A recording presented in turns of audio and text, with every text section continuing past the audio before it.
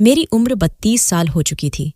अब मैं उम्र के उस मोड़ पर थी जहां लड़कियों के रिश्ते आना बंद हो जाते हैं और बालों में चांदी उतर जाए। उसके बाद तो लोग औरत को बेकार समझने लगते हैं। बस मैं भी इसी उम्र में थी। अब मैं किसी भी रिश्ते को स्वीकार करने के बारे में सोच रही थी, पर एक दिन तो हद हो गई। मेरी माँ मेरे पास आई और कहने लगी, बेटी, तुम्हारे लिए एक लड़के का रिश्ता आया है। उम्र में तुमसे सिर्फ 1 साल बड़ा है, लेकिन इससे पहले उसकी 3 बार तलाक हो चुके हैं। उसकी 3 पत्नियां उसे छोड़कर जा चुकी हैं। माँ की बात सुनकर मेरी रीढ़ की हड्डी में भी कपकपी शुरू हो गई थी। मैं सोच भी नहीं सकती थी कि मेरी माँ मेरे लिए ऐसा रिश्ता लेकर आएंगी जिसकी 3 बार शादी हो चुकी है और एक भी पत्नी उसके पास नहीं रुकी। भला जिसकी 3 बार तलाक हुई हो, वह किसी लड़की को खुश कैसे रख सकेगा? उसे तो तलाक देने की आदत पड़ गई होगी।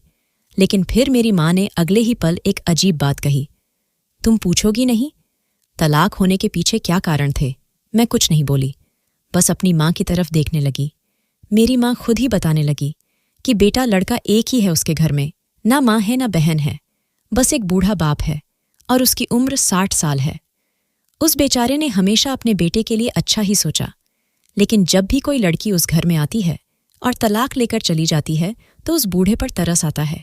उस बेचारे बुढ़े की अब जिंदगी कितनी रह गई है, उसका बेटा भी क्या करे? अपनी माँ और बहनों को खोने के बाद बाप के खिलाफ वो एक शब्द भी नहीं सुन सकता। बस इसी वजह से जब उसकी पत्नियां उसके बाप पर इल्जाम लगाती हैं तो वह उन्हें तलाक देकर घर से निकाल देता है। मैं तो कहती हूं कि अगर तुम उसके बाप को भी संभाल लो, उसकी सेवा करो, उसका दिल जीत लो, फिर कभी भी कोई समस्या नहीं होगी तुम्हें। और वैसे भी तुम बहुत अच्छी हो, तुमने अपने पापा का भी कितना ख्याल रखा है। मुझे लगता है अगर तुम उस आदमी को अपने बाप समान समझो, उसकी खूब सेवा करो, तो तुम एक अच्छी शादीशुदा जिंदगी गुजार सकती हो। वरना बेटी, अब तो तुम्हारा कोई रिश्ता ही नहीं आता है। माँ की बात ने मुझे चौंका दिया था। साथ ही साथ में मायूस भी हो गई थी। किसी का बाप इतनी ज्यादा तलाकों की वजह कैसे बन सकता है? ये इल्जाम सास के ऊपर होता तो एक बार को मान भी लेती, लेकिन ससुर वाली बात मुझे हजम नहीं हो रही थी। फिर मैंने सोचा, सो सकता है आजकल की लड़कियों में सहन शक्ति कम होती है, तो वह उस बेचारे बूढ़े अंकल को देखकर परेशान हो जाती होंगी। घर में उस बूढ़े के अलावा कोई और था भी तो नहीं। हो सकता है छोटी सी बात का बतंगड़ बन जाता हो और बात तलाक तक जा पहुंची हो, लेकिन मैं बात को जितना छोटा समझ रही थी वह इतनी छोटी हरगिज नहीं थी। मुझे क्या पता था कि मैं आग के दरिया में छलांग लगाने जा रही हूं, और जिससे मुझे अपने आप को भी बचाना होगा और अपने घर को भी। मेरी अभी तक शादी न होने के पीछे 2 कारण थे। एक तो हम लोग गरीब थे, भर भर के दहेज देकर लड़के वालों का मुंह बंद नहीं कर सकते, और दूसरा मैं मामूली शक्ल सूरत की लड़की थी। पढ़ी लिखी तो थी, लेकिन बहुत ज्यादा सुंदर नहीं थी। रंग सांवला था, लेकिन मेरे नैन नक्श बहुत ही तीखे थे। बड़ी बड़ी आंखें, ऊंची लंबी नाक, लंबे काले बाल जो मेरी पर्सनैलिटी को 4 चांद लगा देते थे। लेकिन वही बात की लड़की गोरी होनी चाहिए, बस इसी को वजह बनाकर मेरे रिश्ते वाले इनकार कर जाते थे। खैर, मैंने अपने होने वाले पति से मिलने की इच्छा अपनी माँ के सामने जाहिर की। मैंने माँ से कहा कि कम से कम एक बार लड़के से मिल तो लूं। उस लड़के से मिलने के बाद मैं एक बार उसके व्यक्तित्व को जांचना चाहती थी कि आखिर पता तो चले कि वह अच्छा इंसान है या नहीं, मैं उसके साथ जिंदगी गुजार सकती हूं या नहीं। मेरी बात सुनकर मेरी माँ बोली कि नहीं बेटी, उसके बाप की यह आज्ञा नहीं है। उसका बाप अपने बेटे के बारे में बहुत सेंसिटिव है। अगर तुझे लड़के से मिलना ही है तो कल लड़का और लड़के के बाप दोनों आ रहे हैं। तुझे कोई बात करनी है तो उसी समय कर लेना, लेकिन मैं तुझे यह इजाजत बिल्कुल नहीं दूंगी कि तू अकेले में लड़के से मिले। और भला मैं कैसे अपने मुंह से लड़के के बाप से कह दूं कि मेरी लड़की तुम्हारे लड़के से अकेले में मिलना चाहती हैं? ये बातें लड़कों को तो शोभा देती है, लेकिन लड़कियों को नहीं। अपनी माँ की बात सुनकर मुझे गुस्सा आ गया। मैंने कहा, माँ, लड़के लड़कियों में भेद पहले जमाने में किया जाता था। अब लड़का और लड़की बराबर के हकदार हैं। दोनों को अधिकार है कि वह अपने पसंद का जीवन साथी चुने। अगले ही दिन वो लोग हमारे घर शाम को 5 बजे आ गए थे। मैं लड़की के बाप को देखकर दंग रह गई, जिसे मेरी माँ ने 60 साल का बुड्ढा कहा था। वह तो 45 से 50 साल का हटा काटता आदमी लगता था। ऐसा लगता था कि बाप बेटा नहीं, दोनों छोटे और बड़े भाई हैं। वह बूढ़ा आदमी, जो कि मुझे बिल्कुल भी बूढ़ा नहीं लग रहा था, बहुत ही सतीराना नजरों से हमारे पूरे घर का जायजा लेने में लगा हुआ था। उसका बेटा कम और वह ज्यादा नजरें घुमा घुमाकर इधर उधर देख रहा था, जैसे कि रिश्ता उसी के साथ हो रहा हो। अब मैं तो कुछ ऐतराज कर नहीं सकती थी, वरना मेरी माँ कहती कि तुम्हें हर वक्त नखरे ही सूझते हैं। जाते हुए मेरे ससुर ने मेरी गोद में 10,000 रख दिए। मुझे अपने ससुर की यह हरकत बहुत अजीब लगी। मेरे होने वाले ससुर ने मेरे सिर पर हाथ रखा और कहा, आज से तुम हमारी बेटी हुई तो मैं आकर ले जाऊंगा। मेरे बेटे को पत्नी की जरूरत है और मैं भी घर में अकेला बोर होता हूं। वह आदमी बहुत ही सलीके से बात कर रहा था। लगता नहीं था कि कोई उसकी वजह से तलाक ले सकता है, वह भी एक ऐसे इंसान से जो देखने में बहुत ही स्मार्ट हैंडसम था और अमीर भी बहुत था। खैर, मैंने अपनी माँ से कह दिया कि अगर उस बूढ़े ने मेरे साथ कुछ भी बदतमीजी करने की कोशिश की तो मैं चुप नहीं रहूंगी। यह बात आप अपने दिमाग में बैठा लो। मेरी माँ कहने लगी, तुम भी यह बात अपने दिमाग में बिठा लो कि अपने ससुर की इज्जत अपने बाप की तरह करना है। आजकल की लड़कियों की तरह जबान मत चलाना, जो बात बात पर नाराज हो जाती है। बिना किसी ठोस वजह के अगर अपने ससुर से लड़ाई करोगी और घर छोड़कर यहां आई तो उस घर के दरवाजे तुम्हारे लिए हमेशा के लिए बंद है। मैंने तुम्हारी परवरिश ऐसी नहीं की। अपनी माँ की इतनी खतरनाक नसीहत सुनकर मेरा दिल कांप गया और माँ की नसीहत सुनकर मैं खामोश हो गई। लेकिन अगले ही दिन मेरी एक दोस्त गुंजन ने बताया, जिसे सुनकर मेरे कानों से धुआं निकलने लगा। गुंजन कहने लगी, मैं इन लोगों को जानती हूं। इन लोगों के बारे में जो बातें मशहूर हैं वह अच्छी नहीं है।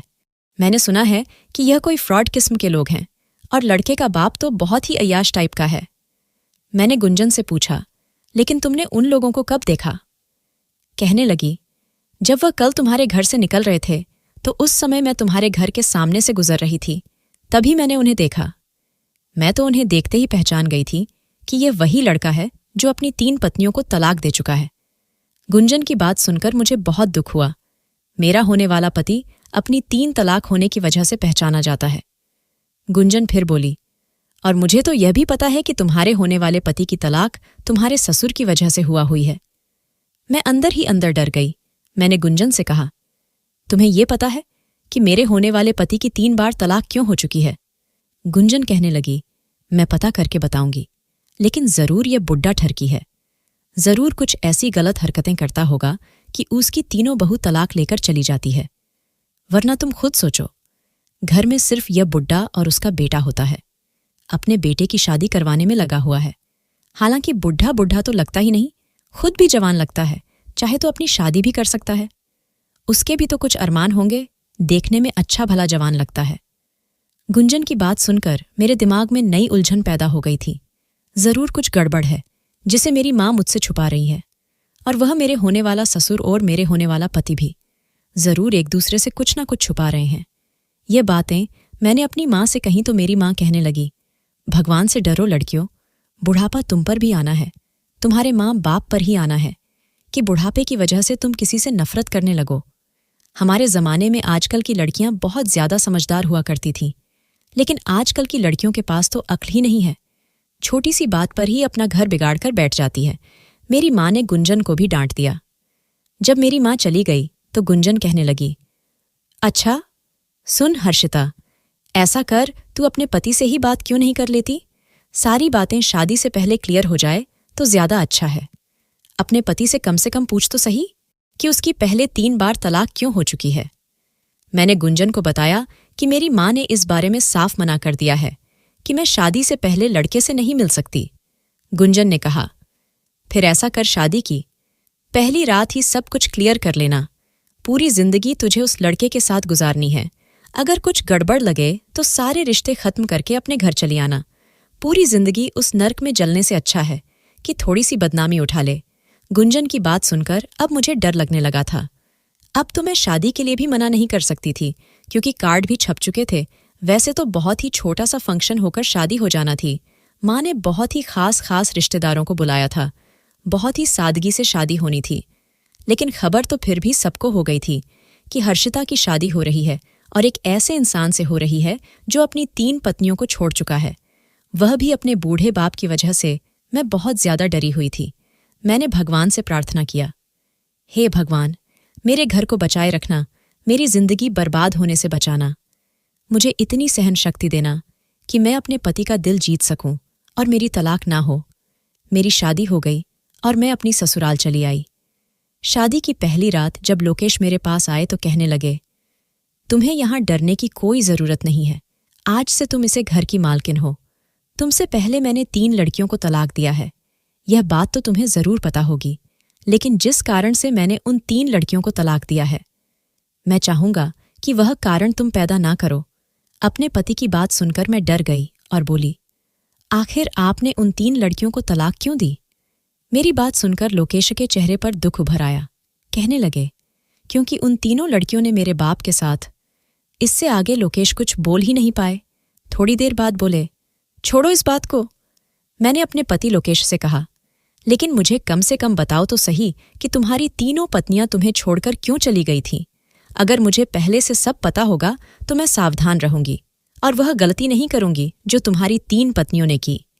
मेरी बात सुनकर लोकेश बोले, हाँ, बात तो तुम्हारी ठीक है, लेकिन 3 दिन तक मैं तुम्हें कुछ नहीं बताऊंगा। 3 दिन तक मैं तुम्हारे तौर तरीके और तुम्हारा रहन सहन देखना चाहता हूं। मैं हैरान हो गई। मैंने कहा, जी कैसी बातें कर रहे हो? क्या तुम्हें मुझसे शादी करने की कोई खुशी नहीं?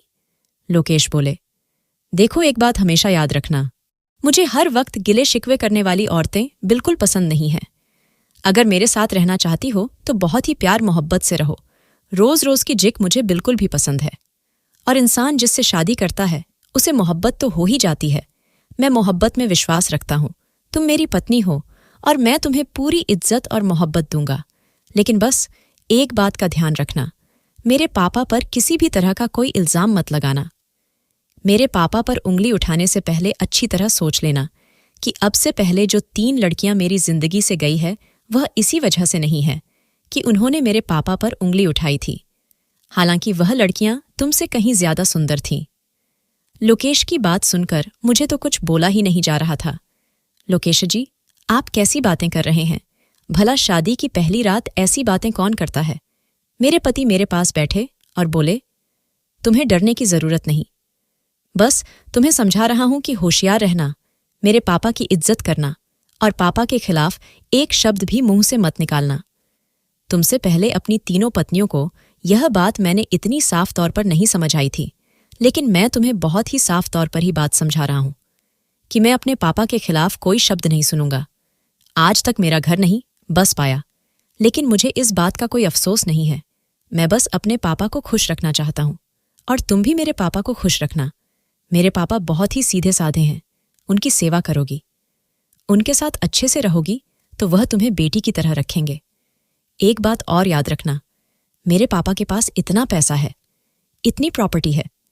अगर तुम मेरे पापा को खुश रखोगी तो मेरे पापा तुम्हें खुश रखेंगे, तुम्हारे पूरे परिवार को खुश रखेंगे, तुम्हारे पूरे परिवार की गरीबी दूर हो जाएगी, तुम्हारी 7 नस्लें।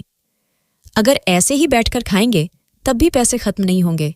इतना पैसा है मेरे पापा के पास, बस मेरे पापा को खुश रखना।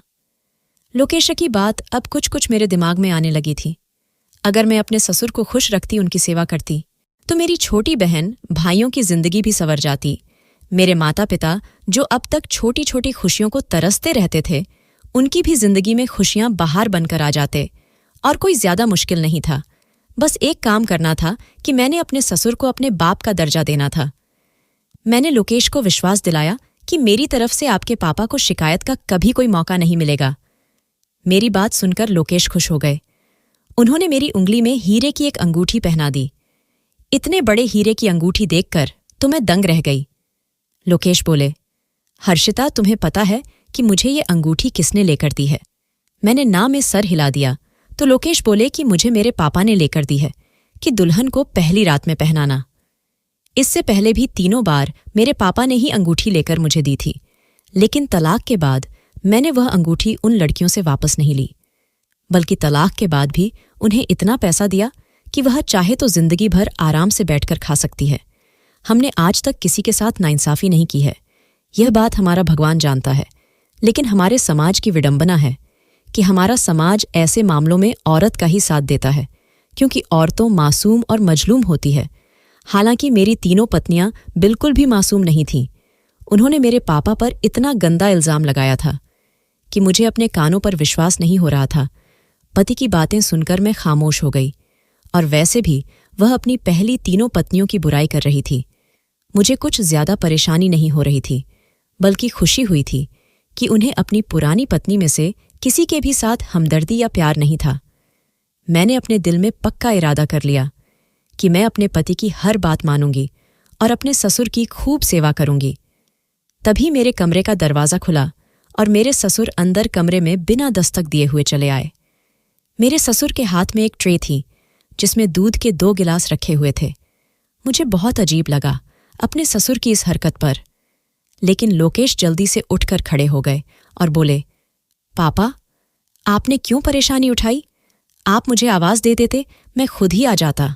मेरे ससुर मेरी तरफ देखते हुए बोले, यह दूध तुम दोनों जरूर पी लेना सोने से पहले।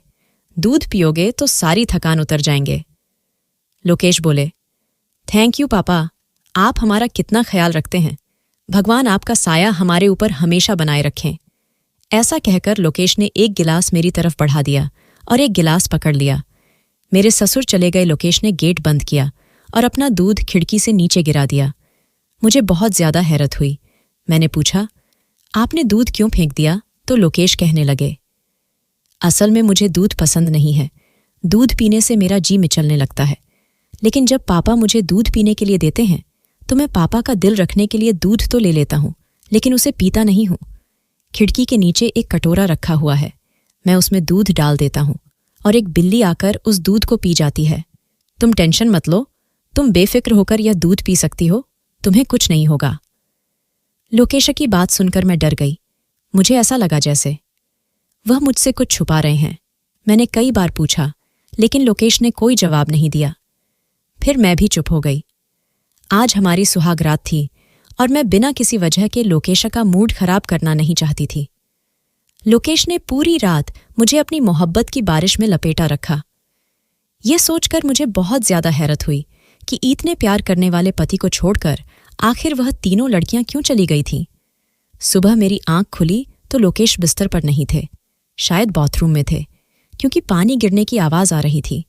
अभी मैं बेड से उठी भी नहीं थी कि तभी मेरे ससुर दरवाज़ा खोलकर अंदर आ गए।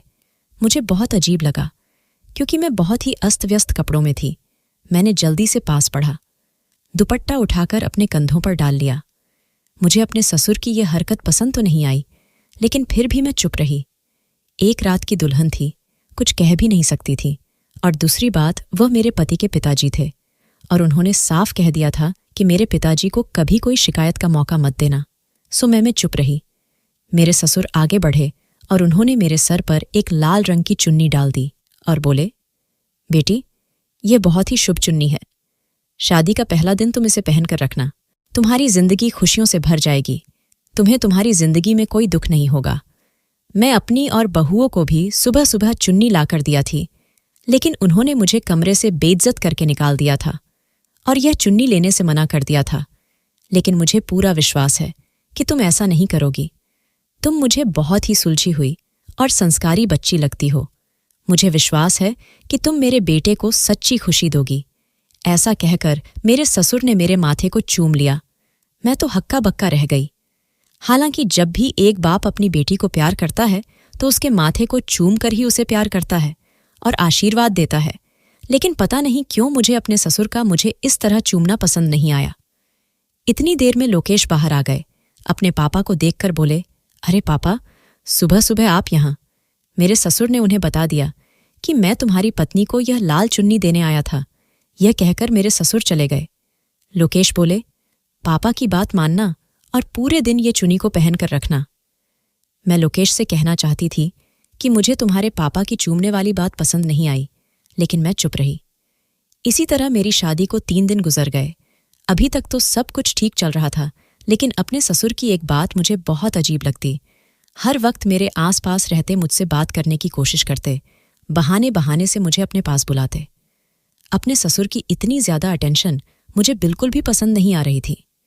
कभी कभी तो जब मैं और लोकेश बहुत पास पास बैठे होते और लोकेश मुझसे प्यार भरी बातें कर रहे होते तो मेरे ससुर आ जाते और लोकेश को हाथ पकड़कर उठा देते हैं और किसी काम के बहाने बाहर भेज देते।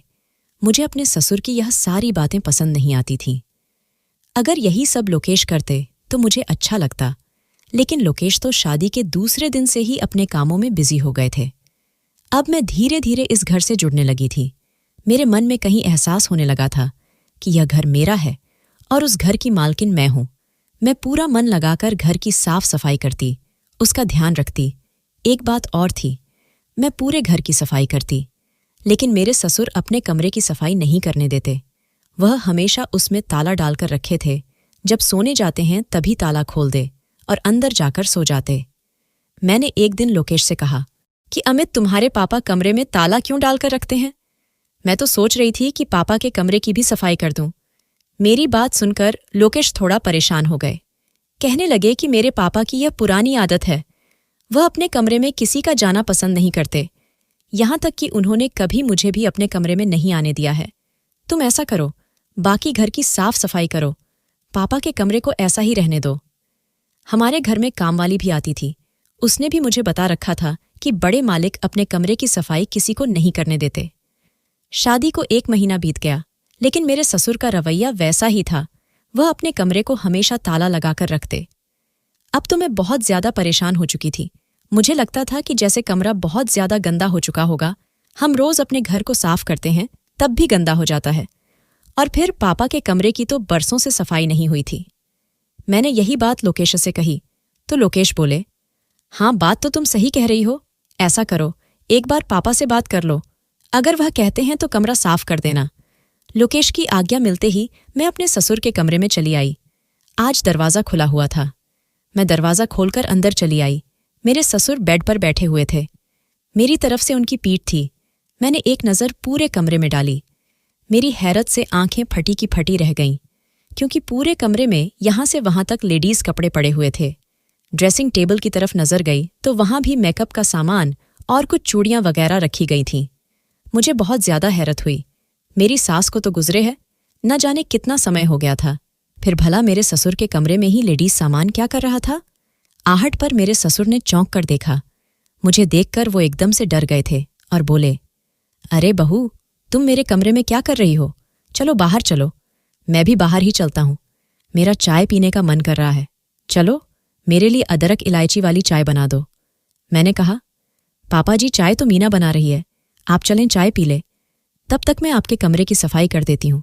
देखिए ना, कितना गंदा हो रहा है। ये बात सुनकर तो मेरे ससुर और भी ज्यादा डर गए थे। वह जल्दी से बाहर निकल आए और मेरा हाथ पकड़कर मुझे भी बाहर ले आए और जल्दी से अपना दरवाज़ा बंद कर दिया। कहने लगे, अरे बहू, इस कमरे में साफ सफाई के लिए ऐसा कुछ भी नहीं है। मैं रोज रोज अपने कमरे की सफाई कर लेता हूँ। तुम चलो, हम दोनों बाहर लॉन में बैठकर चाय पीते हैं। देखो ना, कितना अच्छा मौसम हो रहा है। अब जब वो पापा जी खुद ही कमरे की सफाई नहीं करवाना चाहते थे तो मैं क्या कर सकती थी? मैं बाहर आ गई। तब तक मीना चाय बनाकर ले आई थी। मैंने बेमन से चाय पी और अपने कमरे में चली आई। अगले दिन मेरी दोस्त गुंजन का फोन आया। कहने लगी, हर्षिता, मुझे तो लगता है कि तुम्हारे ससुर लड़कियों का कारोबार करते हैं, वरना तुम खुद ही सोचो, तुम्हारे पति की तीनों पहले की पत्नियां आखिर कहाँ गई? आज तक उनका कोई अता पता नहीं है कि वह कहाँ से आई थी और कहाँ गई। जरूर कुछ दाल में गड़बड़ है। जरूर तुम्हारा ससुर लड़कियों का बिजनेस करता है, तभी तो तुम्हारा ससुर इतना पैसे वाला है। गुंजन की बात सुनकर मुझे भी लगने लगा कि जरूर दाल में कुछ काला है। जरूर मेरे ससुर के कमरे में कुछ ऐसा राज है जो मुझसे छुपाया जा रहा है। वह सारे लेडीज कपड़े मेरी आंखों के सामने घूम गए। सारे के सारे कपड़े लड़कियों की थी। जरूर कमरे में मेरे ससुर लड़कियों को बंद करके रखते हैं। उनके साथ पहले गलत काम करते हैं और फिर उन्हें बेच देते हैं। यह ख्याल मेरे दिमाग में आना था कि मेरा पूरा शरीर कांप गया। अगर ऐसा ही था तो फिर मैं इस घर में सुरक्षित नहीं थी। मैंने सोच लिया था कि मैं अपने ससुर की सच्चाई जानकर रहूंगी, और अगर मेरे ससुर कुछ गलत काम करते होंगे तो मैं खुद ही उन्हें पुलिस से अरेस्ट करवाऊंगी। मैं अपने ससुर पर निगाह रखने लगी थी। एक रात जब पानी लेने बाहर आई तो मेरे ससुर के कमरे की लाइट जल रही थी और मेरे ससुर के कमरे से किसी लड़की के रोने की आवाज भी आ रही थी। मेरा दिल धक से रह गया। जरूर मेरे ससुर के कमरे में कोई लड़की है। मैं जल्दी से अपने ससुर के कमरे के पास गई। अंदर झांक कर देखा तो मुझे कुछ भी नजर नहीं आ रहा था। लड़की के रोने की आवाज भी अब बंद हो चुकी थी। दरवाजे पर दस्तक देने वाली थी, लेकिन मैंने खुद को रोक लिया। मैंने सोचा कि कहीं मेरे ससुर गुस्सा ना हो जाए और कहीं वह मेरी लोकेश से शिकायत ना लगा दे।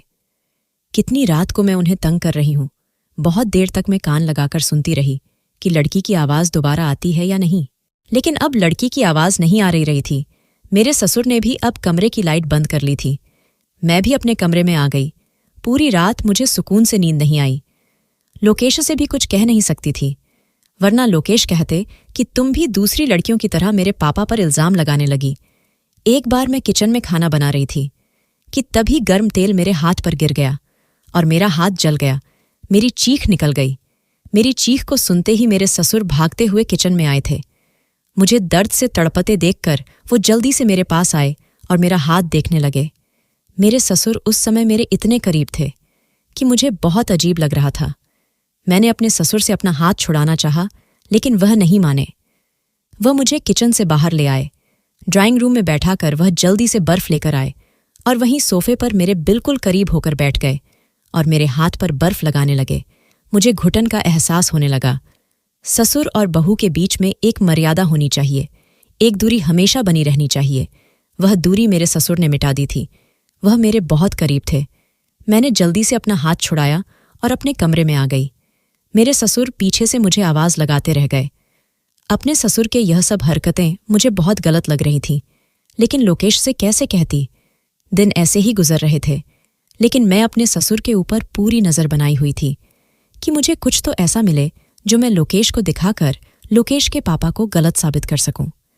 लेकिन अभी तक मेरे हाथ ऐसा कोई सबूत नहीं लगा था। एक दिन लोकेश को घर आने में बहुत देर हो गई। वैसे तो लोकेश रात को 9 बजे तक घर वापस आ जाते थे, लेकिन आज 11 बजने वाले थे और लोकेश अभी तक नहीं आए थे। वैसे तो लोकेश के पास दूसरी चाबी थी। वह गेट खोलकर खुद ही घर के अंदर आ सकते थे, लेकिन मैं फिर भी लोकेश का इंतजार कर रही थी और लोकेश का इंतजार करते हुए मैं बाहर ड्राइंग रूम में टहल रही थी। मेरे ससुर अपने कमरे में जा चुके थे। उनके कमरे की लाइट जल रही थी और तभी मैं चौंक गई। मुझे अपने ससुर के कमरे से फिर किसी लड़के की रोने की आवाज़ आने लगी। पहले तो रोने की आवाज़ हल्की थी, कुछ देर बाद एक जोरदार चीख सुनाई दी। मेरा दिल धड़कन भूल गया। मेरे ससुर के कमरे में कोई लड़की थी और वह मदद के लिए चिल्ला रही थी। अब मैं और नहीं रुक सकती थी। मैंने जोर जोर से अपने ससुर के दरवाजे को पीटना शुरू कर दिया, लेकिन मेरे ससुर ने दरवाज़ा नहीं खोला। हाँ, लड़की की दबी दबी सिसकियों की आवाज़ अब भी आ रही थी। जब मेरे ससुर ने दरवाज़ा नहीं खोला तो फिर मैंने खिड़की पर एक जोरदार धक्का दिया तो खिड़की खुल गई। सामने एक लड़की अपना मुंह घुटनों में छुपाए बैठी हुई थी और सिसक सिसक रो रही थी। मैं जल्दी से खिड़की से कूदकर अंदर गई। इतनी देर में लोकेश भी अंदर आ गए थे। जब उन्होंने मुझे मेरे ससुर के कमरे में खिड़की के रास्ते जाते देखा तो वह भी मेरे ससुर के कमरे की तरफ चले आए। तब तक मैं अंदर जाकर कमरा का दरवाज़ा खोल दिया था। मेरे ससुर कमरे में कहीं भी दिखाई नहीं दे रही थी। हाँ, वह लड़की अभी अपना सर घुटनों में छुपाए रो रही थी। लोकेश अभी सामने का दृश्य देखकर हैरान रह गए थे। मैं जल्दी से उस लड़की के पास गई और उसको दिलासा देने लगी, लेकिन जब उस लड़की ने अपना चेहरा घूंघट ऊपर उठाया तो मेरे और लोकेश के सिर पर आसमान गिर पड़ा। वह कोई लड़की नहीं, बल्कि वह तो मेरे ससुर थे, जो फूल लड़की के मेकअप में थे। शादी का जोड़ा पहन रखा था, खुद को ऐसे तैयार कर रखा था कि जैसे कोई नई नवेली दुल्हन हो, और लड़की की आवाज़ निकालते हुए कुछ बोल रहे थे और रो भी रहे थे। ऐसे सिसक सिसक कर रो रहे थे जैसे उनके साथ बहुत बड़ा जुल्म हो चुका हो, जैसे किसी ने उनकी इज्जत के साथ खिलवाड़ किया हो। अपने पापा को इस तरह बिलक बिलक कर रोते देखकर लोकेश की आंखों में भी आंसू आ गए। वह जल्दी से अपने पापा के पास गए, उन्हें चुप कराया। इतनी देर में मेरे ससुर बेहोश हो चुके थे। लोकेश जल्दी से उन्हें लेकर हॉस्पिटल गए। डॉक्टरों ने बताया कि उनकी दिमागी हालत ठीक नहीं है, किसी बात का बहुत ज़्यादा स्ट्रेस लेते हैं। और फिर लोकेश ने मुझे एक बरसों पुरानी कहानी सुनाई, जिसे सुनकर मेरी आंखों में भी आंसू आ गए। लोकेश ने बताया कि हम 2 बहन भाई थे। मेरी बहन मुझसे 2 साल बड़ी थी। मेरी माँ हम दोनों बहन भाइयों को छोड़कर बचपन में ही चली गई थी। मेरे पापा ने ही माँ और बाप दोनों का प्यार दिया था। हमारी वजह से दूसरी शादी भी नहीं की थी।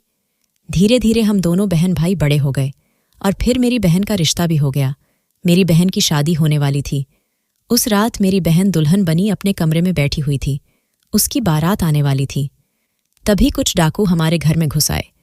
वह शायद पुलिस से बचने के लिए हमारे घर में छुपने के लिए आए थे। वह 5 डाकू थे और मेरे बहन के कमरे में घुस गए। उस समय मेरे पापा मेरे बहन के पास ही बैठे हुए थे, उससे कुछ बातें कर रहे थे और पापा को लगा कि मेरी बेटी अब जाने वाली है। इसके लिए उसके साथ आखिरी समय को यादगार बनाना चाहते थे कि तभी उसी समय डाकू कमरे में घुस आए थे। डाकू ने मेरे पापा को बाथरूम में बंद कर दिया और मेरी बहन को अपनी हवस का शिकार बना लिया। मेरी बहन चिखती रही, चिल्लाती रही, लेकिन बाहर डीजे की इतनी तेज आवाज थी कि किसी ने मेरी बहन और पापा की चीखों की आवाज नहीं सुनी। 5 डाकू अपनी मनमानी करके और मेरी बहन की जिंदगी खराब करके चले गए थे। जब मेरी पापा ने अपनी बेटी की उजड़ी हुई हालत देखी तो उसी समय उनका दिमागी संतुलन बिगड़ गया। वह चीखें मारकर बेहोश हो गए थे। किसी भी बाप के लिए यह सदमा बहुत बड़ा होता है कि उसकी बेटी की इज्जत उसकी आंखों के सामने खराब हो। मेरी बहन को डॉक्टर के पास ले जाया गया, लेकिन मेरी बहन को बचाया नहीं जा सका। धीरे धीरे पापा कुछ नॉर्मल तो हो गए, लेकिन मेरी बहन वाले हादसे ने उनके दिमाग पर बहुत बड़ा असर किया था। धीरे धीरे दिमागी मरीज बन चुके थे। मैं अपने पापा को कभी हर्ट नहीं कर सकता था, उनकी सारी बातें मानता था। लोकेश की बात सुनकर अब सारी गुत्थी सुलझ चुकी थी। मेरे ससुर गलत नहीं थे। मेरे ससुर जब भी मेरे करीब आते थे तो वह मुझे अपनी बेटी के रूप में देखते थे। उन्हें अपनी मरी हुई बेटी मुझ में दिखाई देती थी। मेरी तीनों सौतनों के साथ ही शायद मेरे ससुर का यही रवैया रहा होगा और मेरी तीनों सौतनों ने मेरे ससुर के इस रवैया को गलत रंग दिया होगा, जैसा कि एक बार मेरे मन में भी गलत ख्याल आया था। लेकिन मेरे ससुर की मंशा गलत नहीं थी। उन्हें अपनी बहुओं में अपनी बेटी नजर आती थी और इसीलिए वह अपनी बहू के ज्यादा से ज्यादा करीब रहने की कोशिश करते और उसको बहुत प्यार करते। कभी कभी तो अपने बेटे लोकेश को भी डाकू समझने लगते थे, इसलिए वह लोकेश को अपनी बहू के पास से हटा देते थे। ऐसा करके वह अपनी बेटी की रक्षा करते थे। जब लोकेश को सारी सच्चाई पता चली तो लोकेश को भी बहुत अफसोस हुआ था। लोकेश ने मुझसे कहा कि मैंने उन तीनों लड़कियों के साथ बहुत गलत किया। काश मुझे पहले से सच्चाई पता होती तो उन तीनों लड़कियों की जिंदगी बर्बाद नहीं होती। मैं पहले से ही अपने पापा का इलाज करवाता। लेकिन मैं मानता हूं कि यह सब कुछ तुम्हारी हिम्मत की वजह से हुआ है। अगर तुम उस रात हिम्मत ना दिखाती और खिड़की से कूदकर अंदर ना जाती तो यह हकीकत कभी खुलकर सामने नहीं आती। अब एक अच्छे हॉस्पिटल में मेरे ससुर का इलाज चल रहा है। डॉक्टरों ने उम्मीद दिलाई है कि मेरे ससुर बहुत जल्दी ठीक हो जाएंगे। दोस्तों, वीडियो कैसा लगा कमेंट करके ज़रूर बताना। वीडियो को लाइक और चैनल सब्सक्राइब कर देना।